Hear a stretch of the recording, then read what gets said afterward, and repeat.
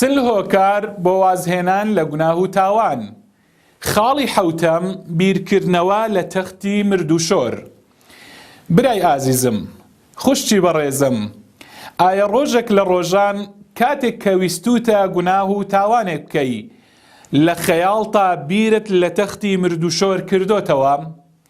ئەگەر دەتەوێت واز لە گوناه و تاوان بێنی، ڕێگای پێغەمبەر عەلەیهی سەڵات وەسەلام بگری و پشت لە گوناه و تاوان بکەی، ئەوە هەر کاتێک گوناهت بە خەیاڵ داهات بیر لەو تەختە بکەرەوە کاتێک کە تۆ لەسەر ئەوێ دانراوی، بە تەواوی لە جلوبەرگ ڕوود کراویتەوە. ئالەو سات و کاتەدا تۆ لاشەیەکی بێجیانی، هیچ جوڵەیەکت تێدا نەماوە. ئەوانەی کە لە دەوروبەرتن و دەچۆن ئەوان هەڵجێڕ و وەرجێڕت پێدەکەن، ئەوان دەتجوڵێنن، تۆ هیچ جوڵەیەکت تێدا نەماوە، بەڵێ لاشەیەکی سارد و سڕ لەوێ کەوتووی. ئالەو سات و کاتەدا نەگوناهەکانت، نەتاوانەکانت، نە ئەو خۆشیانەی کە دەتبردن هیچی لەوێ سوودی نییە بۆ تۆ.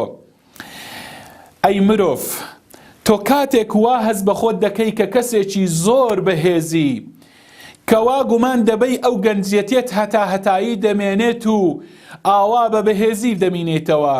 نا، تۆ زۆر بێهێز و لاوازی، تۆ هەمیشە ئەو گەنجایەتیەت، ئەو لاویەتیەت، گەنجیت ئاوا هەتا هەتایی نامینێتەوە، بەڵکو ڕۆژێک دێتن پیر دەبی، بەڵکو ڕۆژێک دێت لەوەش خراپتر دەبی، بێجیان دەبی، بەڵکو وەکو مناڵێکی شیرەخۆرت لێ دێتن بێدەسەڵات دەبی، نا لەوەش خراپتر دەبی، بەڵکو بێجیان دەبی، هیچ تااقەتێکت نامینێ، بەڵێ هیچ جوڵە و حرەکەیەکت نامینێتن.